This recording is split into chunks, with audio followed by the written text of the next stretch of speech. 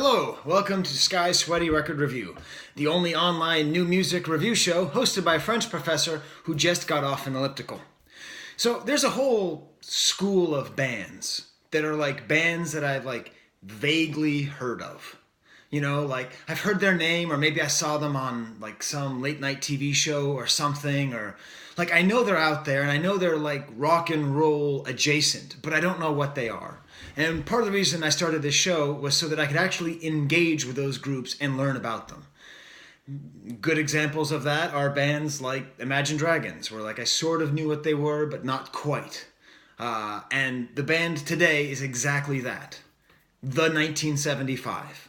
Now, I don't know. That sounds like a good name for a rock and roll band to me.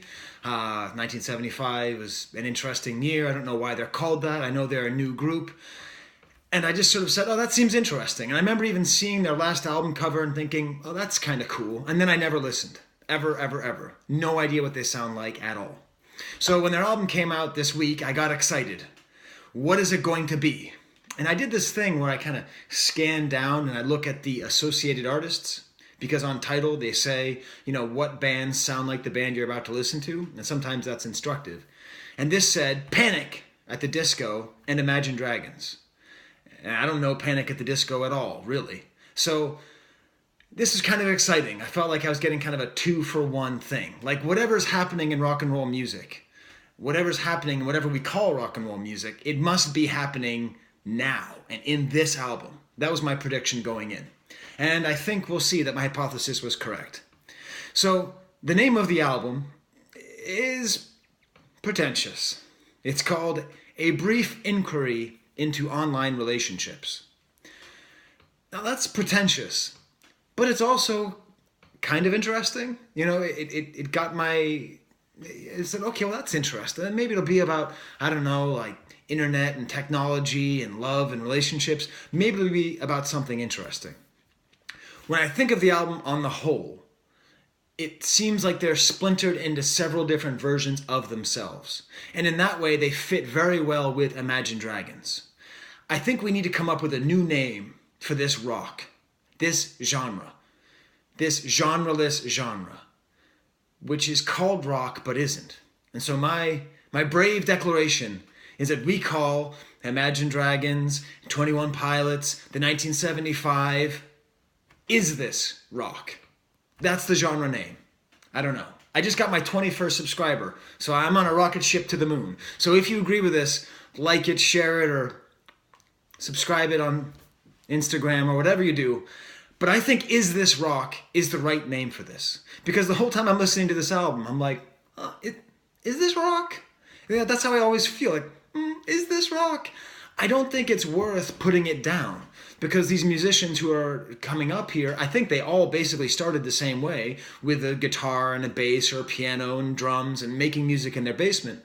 But the technology that's available and the producers that are available and the money that's available and the shifting pop landscape means that rock and roll becomes, is this rock? So that's my prediction that that's what we can call this. It starts off, and I'll kind of go track by track. It's a pretty long album, so I had to skip through the end of a couple tunes. But it starts off with this really, again, heavily pretentious Bon Iver style, Kanye style, auto-tune, earnest search. It's like experimental. And then it immediately goes into what has to be the single, Give Yourself a Try. And this is, I think, the best version of the 1975. My guess is that this is closest to what they've usually been.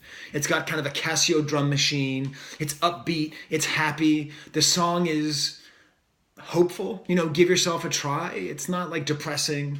The singing is like whiny but charming. And I'll give it a stamp. Have a listen. If you're interested in to know what the 1975 is, I think this is your best chance. Because it has that poppy, is this rock aesthetic with the electronic drums mixing in with some real drums. But then in the background, like the lead hook is this guitar, and it's really loud and it's really droning. And much of their album is droning and catchy. So if droning and catchy sounds interesting to you, the 1975 might be it.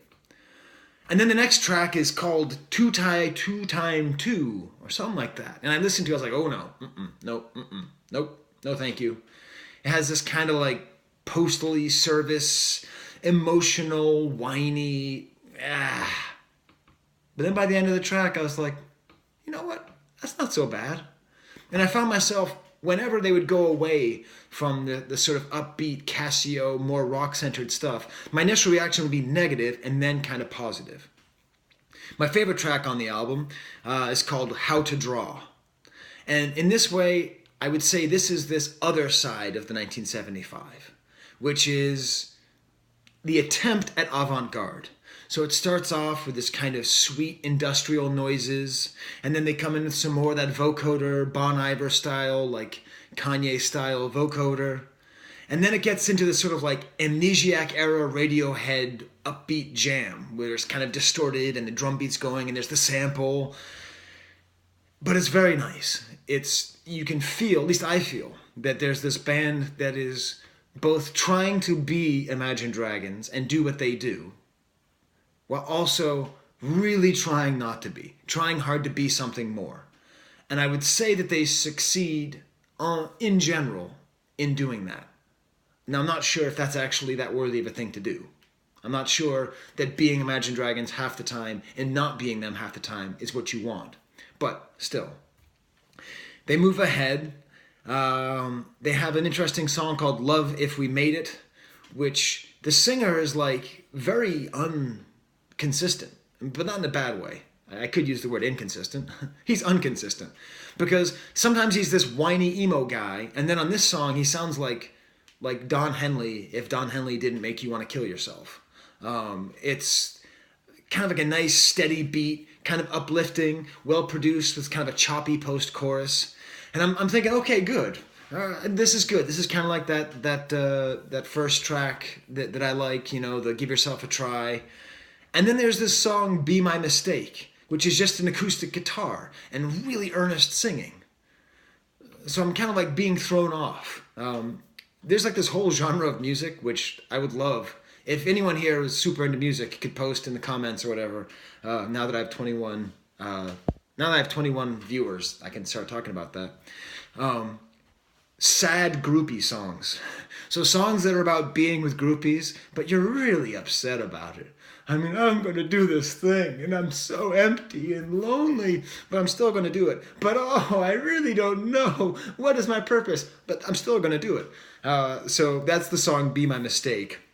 But it's interesting. It's heartfelt. You can tell it's honest because these bands, they go out and they go on tour, and this must be their life, and they're singing about it. Includes the interesting lyric, you do make me hard, but she makes me weak, which is, I don't know, an interesting lyric. My favorite title, probably of any song that I've listened to for the whole time I've been doing this show, is Sincerity is Scary. And I like that because it's true. The song itself is kind of weird, stilted rhythm, kind of a drone in the background. A real example of Is This Rock? And then I had a realization. Is This Rock is entirely connected to Kanye. Because Kanye invented Is This Rap? This kind of super advanced genre-bending stuff. I would say you'd have to go back to 808 and Heartbreak with Kanye, where whatever genres are can just be mixed and mixed around. And all 5 albums that Kanye released over the last summer, it's all like, is this rap? What is this? I really think that we need to give Kanye the credit that he so clearly knows he deserves. Because I think it's connected. I think that the breakdown of art and pop into this genre soup can be linked to the ambition and the successful ambition of Kanye to destroy genres. But I always credit Kanye for everything. So who knows? Maybe I'm wrong. A track called I Like America and America Likes Me. I think they just had a good title. And they just wrote kind of a forgettable song.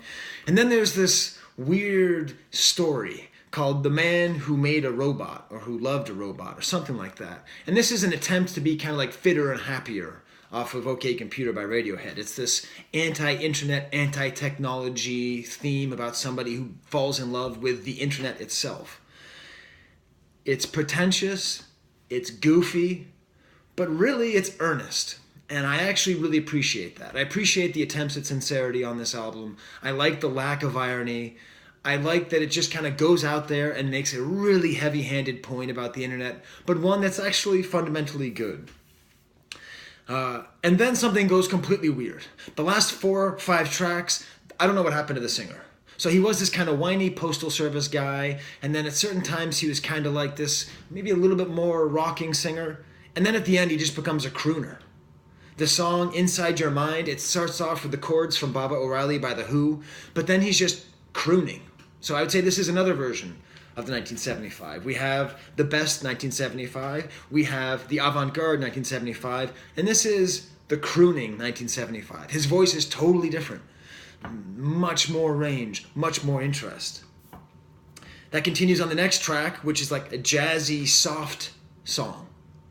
And then the next one, I Couldn't Be More in Love, is almost like that vaporwave thing. It's like they set out to make the cheesiest 1980s rock song they could possibly make, and they succeeded. You're like, what the hell is this actually Phil Collins? Am I actually listening to bad music from the 80s? Or is this music from the 2010s made by a band named after the 70s? And then it ends with another beautifully earnest song title, I Always Want to Die Sometimes. They bring it back a little bit to the sound that I like the most of theirs, this drony, catchy style. It's drony and catchy. And I think that's an interesting thing that's unique to them, where what you're hearing has that earworm quality, but it's not from its clarity and simplicity, but from this kind of restrained, aggravating noise. So there it is, the 1975. If I were to give it a 3-word title, 3-word review, I think I'd call it catchy, drony, disjointed. But I'm probably just going to title it, Is This Rock Genre? Because I'm so proud of my new idea. Okay, so for the 21 of you that are subscribed, thank you. To the 22nd of you, thank you too. Oh, my trivia. Panama. Oh, there's the camera.